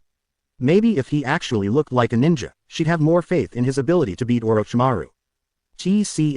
Yeah right. 15 minutes and 5 bowls of ramen later. 1 for Tayuya, and 4 for Naruto. "Ah, I'm stuffed," Naruto exclaimed, patting his stomach contentedly as they walked and rolled down the street. Nothing made him feel better than 5 or so bowls of Ichiraku ramen, not even being able to land a hit on Sasuke when he had his Sharingan activated. He faltered momentarily at the thought of his former teammate. Even when he wasn't here he managed to haunt his thoughts. "Where the hell does it all go?" she asked in wonder. While Jirobo could probably, she couldn't judge how much Naruto ate after only meal with him. After all, stuffed down twice as much as her escort. For his reasonably small stature he'd eaten quite a load. The boy shrugged again, an action which was very quickly annoying the former sound nin. He'd shrugged, grinned, or completely brushed off nearly everything she'd asked for the past few days. She pushed those thoughts aside and glowered up at Naruto. "Go somewhere with water." Tayuya bit back a groan, instead opting to roll her eyes. "You're slow. We're going to train, aren't we? Find a place with some water." "Yes, Tayuya Heim," he grumbled under his breath as he made a sharp left turn into the residential district. "Stop calling me that, jackass. You call me way worse names." She gave him a rather unladylike snort. "That's because you deserve it." Her breathing had become shallow, and her face was lightly flushed with rage. "Screaming at the top of your lungs does that to a person." She couldn't help but feel extremely annoyed with the blonde. There was just something so annoying about him. Not even Kitamura could piss her off to the point of screaming, well, not every day at least. She'd usually just break an arm or three to get him off of her back, but she couldn't do the same to Naruto in her current condition. Unfortunate that we're here, Naruto yelled after what seemed like a minute later. Tayuya snapped out of her thoughts and shook her head in disbelief. Either he'd put on a major burst of speed since she'd screamed at him, or Realia needed to stop zoning out. Taking a quick look around, she noticed that they were standing near a small stream set well into a large cluster of trees. There was plenty of shade from the tall trees in the area, and a few large, smooth stones littered the bank of the river, perfect for a picnic or quick break between training sessions. The place looked relatively undisturbed, and she couldn't stop the curiosity that welled up inside of her. Damn her uncanny need to understand everything about the world around her. Damn it to hell, how did Tayuya find a sweet place like this? She asked, fighting to keep from sounding desperate. And if you shrug one more time I'll rip your mother fucking spine out. Okay, so much for not sounding desperate. He frowned slightly at her words. He didn't so much mind the language as he did the threats and insults that came along with it. It was starting to remind him of Sasuke, though he'd never actually used the word. This place, Ero Sennin brought me here when he was teaching me water walking. Tayuya bit the inside of her cheek to keep from smirking at the nickname. Ero Sennin, yeah, he's really strong, but he's a super pervert. Why'd you want me to find a place with water? The girl frowned slightly in thought. Well, since you already know how to walk on water, the only thing I can think of right now is training on the water. Naruto cocked his head in curiosity. Train on the water. Tayuya nodded and lifted her good arm into the air, a signal that she wanted to be picked up. After he walked over and picked her up out of the wheelchair, she pointed towards one of the larger flat rocks resting by the bank of the river. He, not so gently, set her down and jumped back to avoid her deadly left hook. Careful, idiot, she shouted, rubbing lightly at her rear end. He crossed his arms in indignation. Tell me what to do. Shooting one last piercing glare at her escort, she cleared her throat and raised her chin a little higher, subconsciously assuming a teaching role. I already did. Walk onto the water. Get into the stance I showed you yesterday, and fight against a shitload of cage bunshin. Naruto blinked dumbly at her. What the hell will that do? Tayuya sighed loudly. Maybe if she could slip into the water and drown before he noticed, she could end her prolonged torture. She almost wished that she had chosen to go with Ibiki, at least they'd only annoy her a few hours a day. Are you stupid, or are you just trying to piss me off? She asked, giving him her most even glare. When he cocked his head again, she decided that he was just stupid. They'd definitely have to work on his brainpower over the next few years. Okay, you know that you have to expel a certain amount of chakra to stay afloat, right? The blonde nodded. Now, imagine expelling chakra for nearly an hour straight, while at the same time staying focused enough to fight one of your own cage bunshina and trying to remember the stance I taught you yesterday. A little light bulb seemed to appear above his head. I get it, I can improve my chakra control while at the same time working on my taijutsu. Man, I wish someone had taught me this before, he exclaimed, pulling off his shirt and shoes. As soon as he'd rolled his pants legs up to his knees, he hopped onto the water and immediately sunk to the bottom. The redhead's sweat dropped and shuffled closer to the edge of the rock. Oi, Dobi, I thought you said you could walk on water. She waited for a few seconds before speaking. Hey, Naruto, did all that ramen make you too heavy to float? She yelled again. A slight feeling of worry began to make its way into her stomach. He'd been under for at least a minute by now. Naruto, this shit ain't funny. By now, she was right on the edge of the rock, peering down in worry at the water. If he drowned, she'd be pretty much stuck alone in the middle of nowhere. She couldn't walk, and crawling would be too dangerous considering she didn't know the area well at all. Hell, she didn't even know if she was safe here. If the forest of death had giant snakes, tigers, and poisonous insects, who's to say that they weren't inhabiting these woods too? Just as she was about to panic, a sudden blast of water hit her square in the face, followed by a laughing hyperactive blonde. Ha ha ha, you should see your face. Naruto shouted, rolling around on the grass next to the rock. Oh man, I can't believe you fell for that. While he was laughing, he didn't notice Tayuya's clenching fist, or the fact that she'd shuffled her way within a foot of him. That is, until she punched him so hard he rebounded off of an adjacent tree and fell right back into the river. Don't you ever do that again. She practically screamed through clenched teeth. His grin immediately disappeared as he crawled back onto the bank of the river. I was just playing around, he stated, keeping a few feet away from the seething redhead. Tayuya struggled to calm down, even going as far as to dig her fingernails into the palm of her hand. His joke brought back painfully alarming memories of being abandoned as a child. It wasn't until Orochimaru found her that she had finally felt a glimmer of hope for the future. He'd offered her protection, power, and best of all, an escape from her own desperate loneliness. It wasn't until he had used the cursed seal against her that she realized exactly how much she meant to her leader, absolutely nothing. After a few seconds of deep breathing, she finally managed to calm down enough to just glare coldly at him. Naruto stifled a gasp. Her eyes were the same as his own, laced with loneliness and pain. As quickly as it had appeared, it vanished. Sorry, just start training. It's going to get dark in a few hours. She shuffled back onto her rock and lay down, already tired of dealing with the many personalities of Uzumaki Naruto. Shit, guess I'm still not at full health yet. The girl almost laughed out loud at the irony of her statement. The familiar sound of cage buncheons coming into existence reached her ears, signaling that the boy had finally decided to start training. She opened her eyes briefly to make sure that his form was correct, and was surprised to see that it was flawless. For a dead last idiot, he was an extremely fast learner. Perhaps she could even teach him a few jutsu when she got her right arm out of the cast. Granted, most of her jutsu were related to her flute, but she at least had a few defensive Doden jutsus for backup. They would come in handy if Orochimaru decided to bust out some of the heavier Kaiden jutsus he had in his vast collection. Tayuya watched as he ducked, weaved, dodged his shadow clones, every minute or so dispelling them one at a time. He'd started with 5 to warm up with, and after he easily took those down he doubled the number of clones to 10. A few minutes after, he had nearly 20 different shadow clones fighting him at once, all of them managing to stay afloat. Hell, most Junin couldn't even create 20 cage buncheons without suffering from chakra exhaustion, and here was a mere genin creating them by the buckets without even breaking a sweat. Despite being loud, annoying, and downright obnoxious, he truly was a remarkable kid. A small, pleasant feeling made itself known deep down in her heart, something she hadn't felt in years. Every part of his body ached. He trudged home on the dark, empty streets of Konoha, occasionally stopping to give his legs a quick break.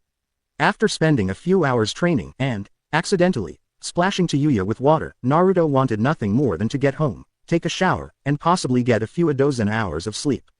Alas, it was not to be. Naruto, he almost groaned in agony as he turned around to greet the person that had called his name. Why couldn't people ignore him when Heya wanted it to be ignored? His eyes widened in near disbelief when he saw a familiar tuft of pink hair running full speed in his direction. Sakura-chan, what are you doing out this late? The girl panted briefly before grinning and standing up to her full height. Guess what? I asked Tsunade-sama to teach me medical ninjutsu, and she agreed. Sakura practically screamed, her green eyes bright with excitement. Naruto playfully pouted and crossed his arms across his chest. No fair. First Sasuke gets training from the snake bastard, and now you get training from Tsunade Obaa-chan. Everyone's getting trained by a Sannin except for me. His teammate stuck her tongue out mockingly. Looks like it'll be up to me to bring Sasuke back, nay Naruto. You can be my backup. The boy lifted his chin and shifted into a slightly heroic pose. I'll become stronger than both of you. I'm getting training from someone better. Sakura tilted her head in confusion. She hadn't seen him hanging out with anyone except for the loudmouthed redhead. A feeling of dread settled in the bottom of her stomach. You don't mean that foulmouth, do you? He shrugged his shoulders and started to walk home, motioning for her to walk with him. After the initial excitement of seeing his crush for the first time in 3 days wore off, he suddenly remembered exactly how tired he was. His knees threatened to give out on him at any moment, and the only thing he wanted to see was the back of his eyelids. Tayuya, she's not that bad. She even fixed my taijutsu stance. Unfortunately, his teammate failed to share in his enthusiasm. The girl frowned and shook her head. Naruto, I don't like her. There's something off about that girl. Naruto nervously scratched the back of his head. If she found out that Tayuya was one of the ninja who helped kidnap Sasuke, there's no telling what would happen.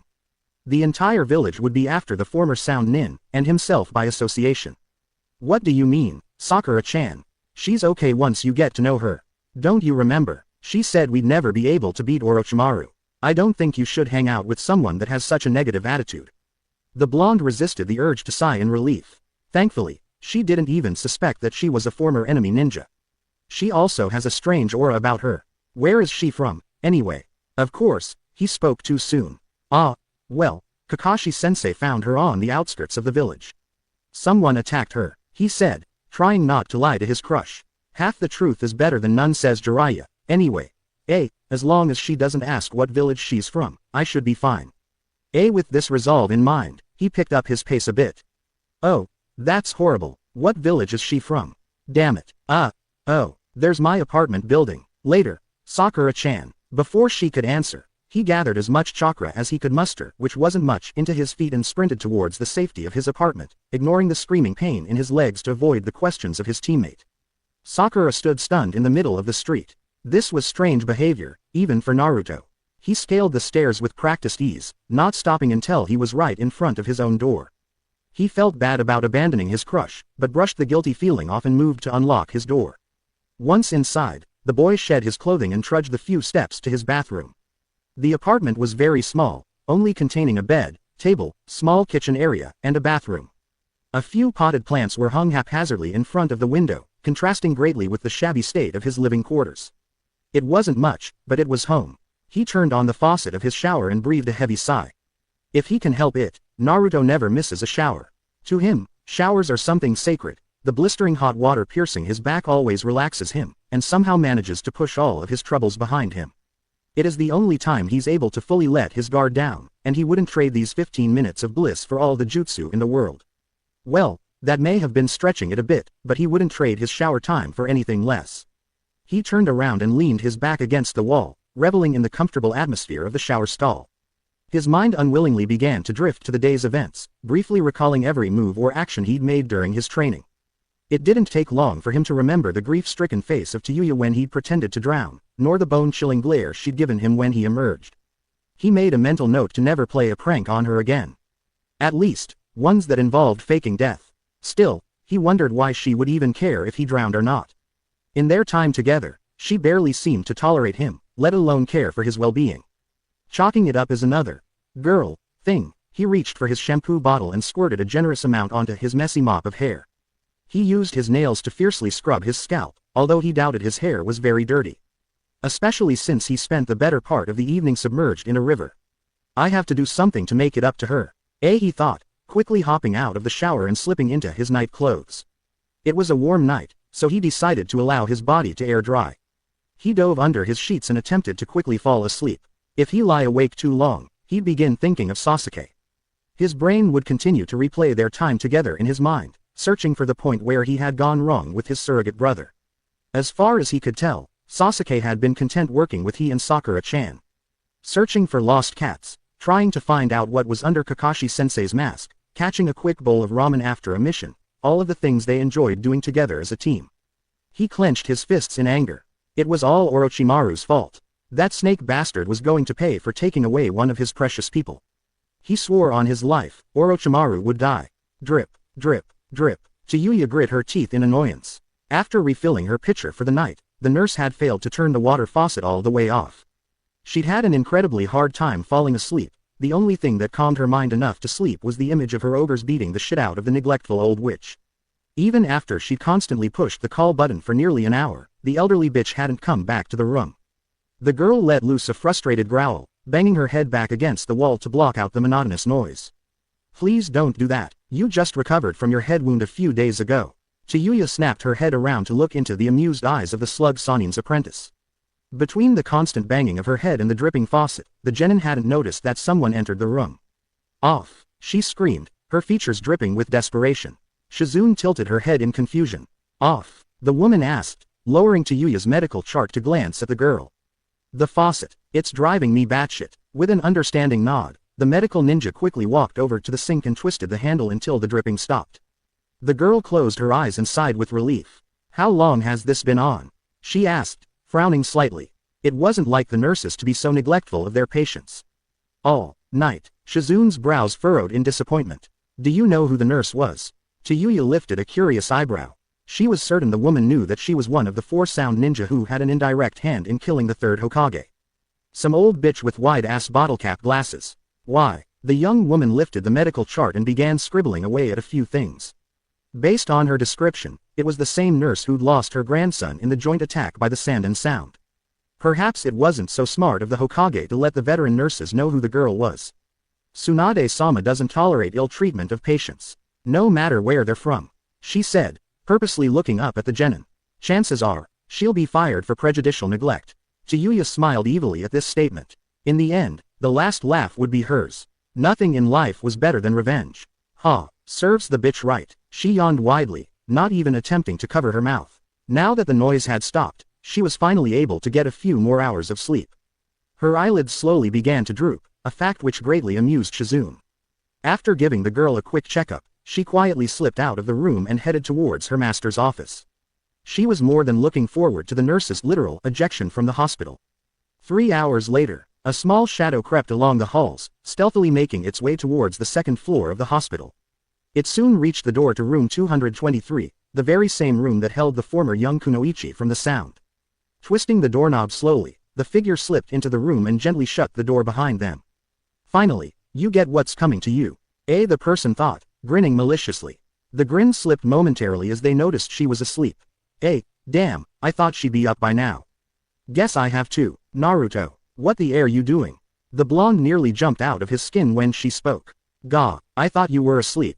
She lifted an eyebrow and eased herself up into a sitting position. Eyeing him carefully, she noticed a small bag hanging from his right hand.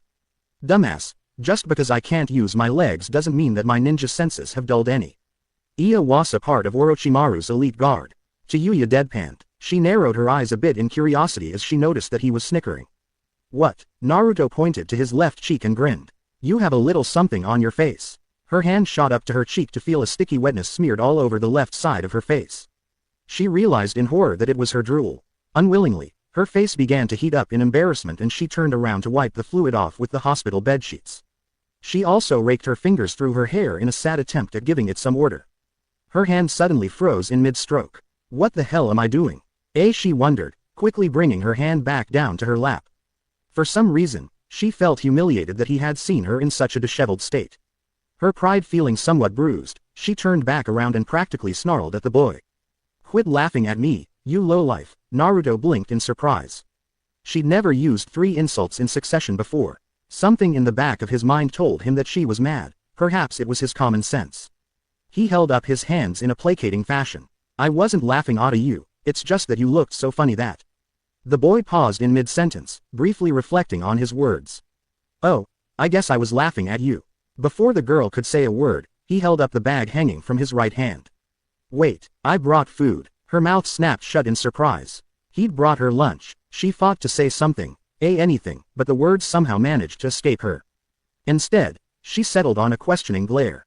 Grinning, Naruto reached into the bag and unsurprisingly handed her a large plastic container of ramen. Luckily, it was still warm. Thanks, Tayuya mumbled, her anger temporarily forgotten. His grin widened as he pulled up a chair. He reached into the bag and handed her a pair of chopsticks. I didn't know what kind you'd want, so I asked Oji-san to make me a super deluxe Naruto special. It has almost everything in it. The boy exclaimed. The redhead nodded and quickly broke her chopsticks. She was deathly hungry, especially since the nurse had forgotten to give her breakfast. Without wasting any time, she uttered a blessing and dug in. Naruto watched amazed as she voraciously inhaled the noodles, barely stopping to breathe. Every now and then, she'd stop to wipe her mouth. She had to maintain some sense of elegance after all before returning full force to the food. Approximately 2 minutes later, Tayuya leaned back with a content sigh. Shit, that was good. She smiled and closed her eyes to relish in the warm feeling of the soup swimming around in her belly. She refused to acknowledge that the feeling could have possibly come from his act of kindness. Nay, Tayuya. The redhead lifted an eyelid to look at him. What? I was wondering about yesterday. He muttered, looking anywhere but at her face. She opened both of her eyes and turned her head to look at him. What about it? Nothing. Just wondering if you were still mad. A grunt resounded from the back of her throat. It was hard to believe that Ahaya was still worried over something that happened a day ago. Why do you care? She asked, her curiosity getting the better of her. Naruto shrugged and finally lifted his head to look at her.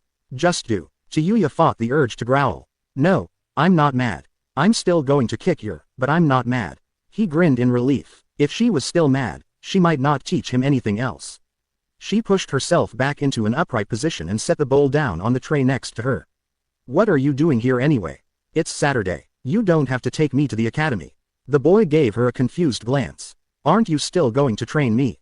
Tayuya blinked. She honestly didn't expect him to be able to train after the brutal exercise she'd put him through the day before. The girl sighed loudly. Though she was secretly glad to be leaving the hospital, she didn't want him to know it. Well, if you want me to go, you have to get my shit out of those cabinets. She said, pointing towards the opposite wall. He walked over to cabinets and began to open the various doors. He soon emerged with a few folded pieces of clothing. This stuff. She nodded and took the clothing from him. Naruto pulled the curtain separating the room and plopped down on the other bed. Unable to help himself, he watched her silhouette in mild awe as she quickly pulled on her pants and ninja sandals. It was quite a feat considering that she only had one available hand. A small blush crept onto his face as he watched her pull the hospital gown up and over her head. He couldn't see much, but just the thought of her baring her chest in the same room was enough to get his heart pumping a fraction of a second faster. He shook his head ferociously and growled. "Hey, what am I doing? I'm not a pervert like Ero Sennin." He thought, turning his entire body so as not to be tempted to look again. A small curse floated from the other side of the curtain. While it was easy for Tayuya to slip on her pants and shoes, the long-sleeved shirt required the assistance of a second person. She'd only been able to get her left arm through the sleeve, leaving the right side of her shirt hanging on her shoulder. Even worse, the bastards hadn't even given her a bra. Blushing mildly, she cleared her throat and glanced hesitantly at the curtain. Naruto," she muttered, barely believing what she was about to ask him. "Can you, help me?" Naruto choked and nearly fell off of the bed. Why do you need my help?" The girl nervously bit her lip. He was the last person she wanted to help her, but with her nurse's head on the chopping block, she doubted that there was anyone around to receive her call. With a resigned sigh, she shifted around so that her back was facing the other side of the room. She'd be damned if he got a peek at her more valuable assets. "Just get thee over here." Naruto grunted and pulled back the curtain.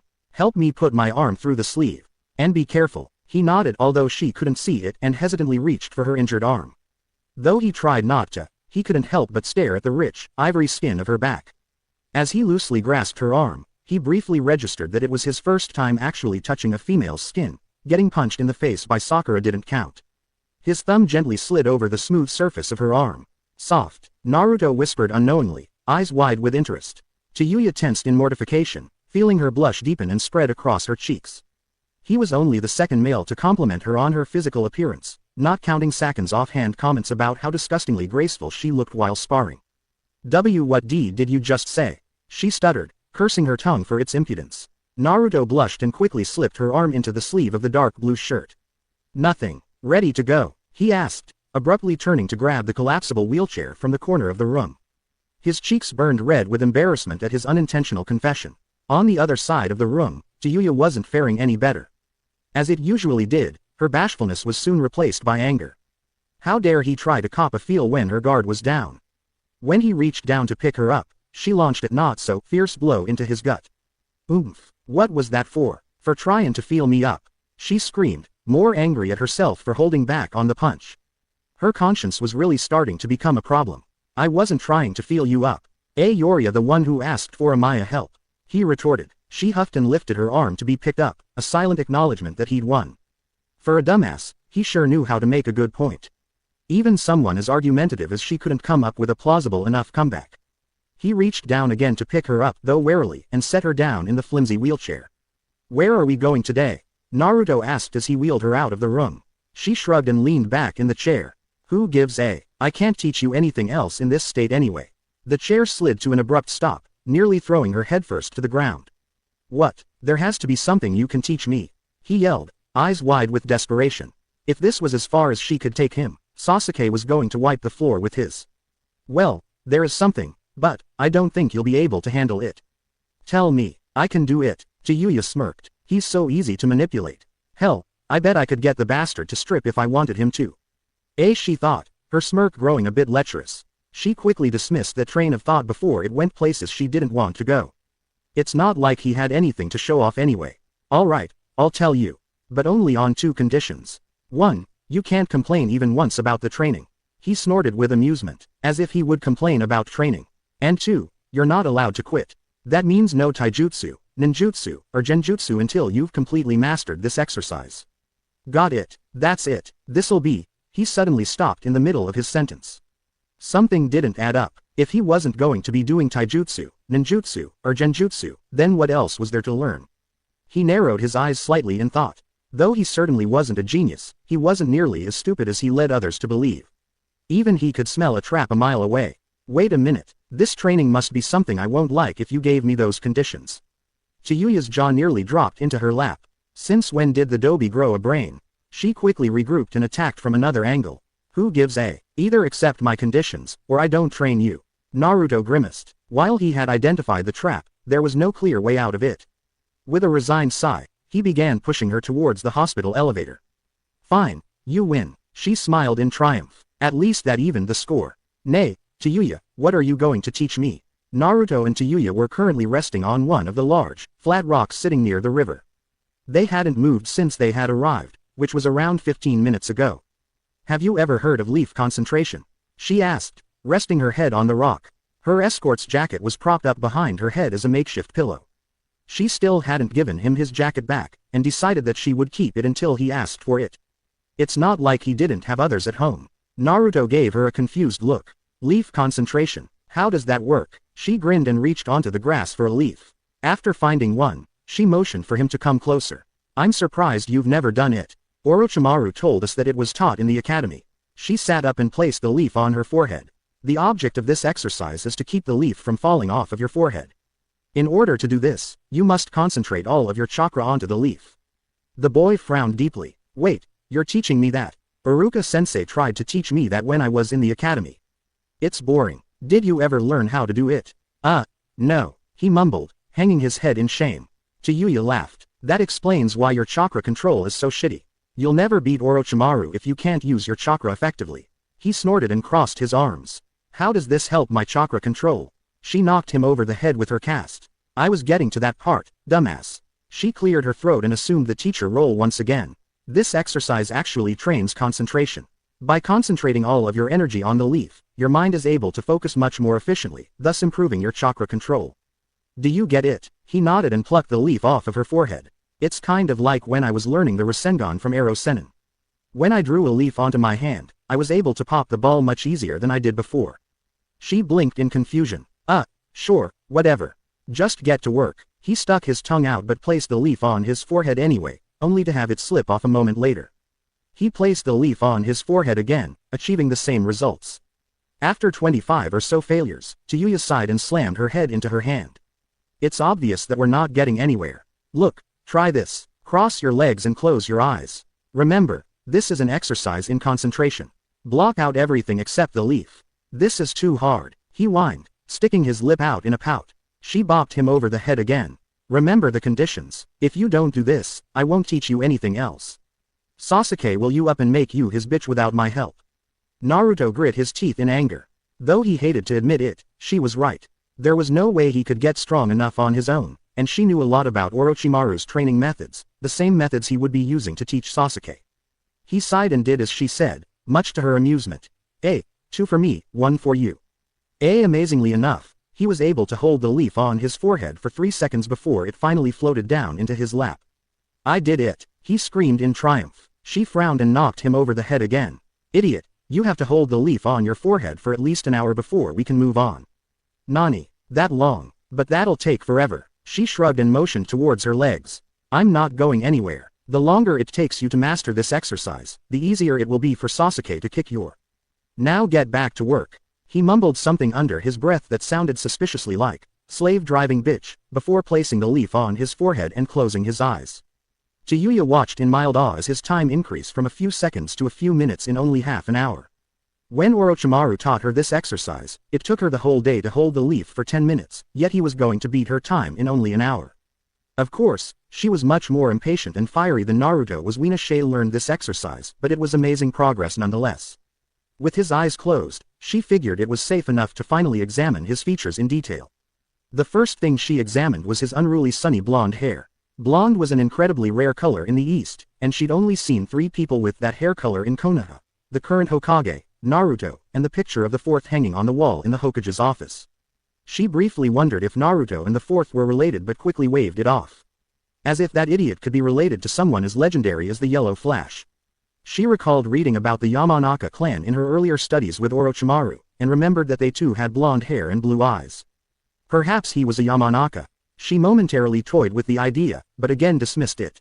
As far as she knew, he didn't know any mind transfer techniques.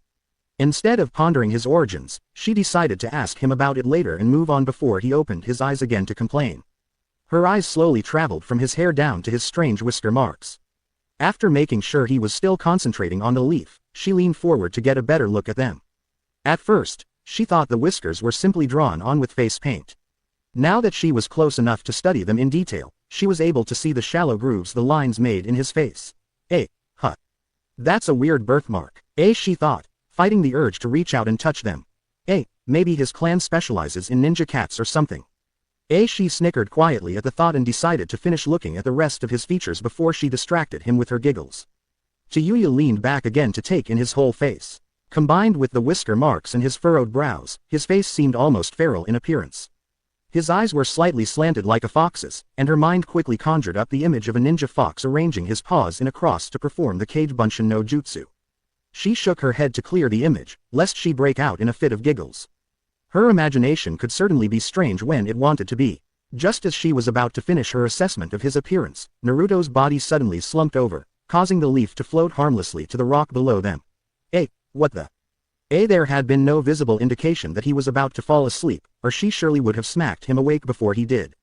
Naruto, hey, shithead, wake up, she yelled, smacking him a few times on the head. When he didn't move, a small inkling of concern wormed its way into the bottom of her heart. This had better not be another joke, Naruto. Wake up, hey, she stretched her arm out and splashed a little water into his face, hoping to at least get a small reaction from the blonde. This isn't King funny anymore. Wait, maybe you should let him sleep for a while. He looks pretty tired, don't you think? Tayuya snapped her around to the tree behind them. Who's there? Show yourself, she yelled, reaching for Naruto's weapon pouch. She grabbed a kunai and held it in front of herself and Naruto defensively. Her eyes widened when a ninja sauntered out of the trees, a wide grin nearly splitting their face in half. You, the ninja chuckled softly and brought a kunai of their own out, spinning it nonchalantly by the ring. My, what will you do now, Tayuya?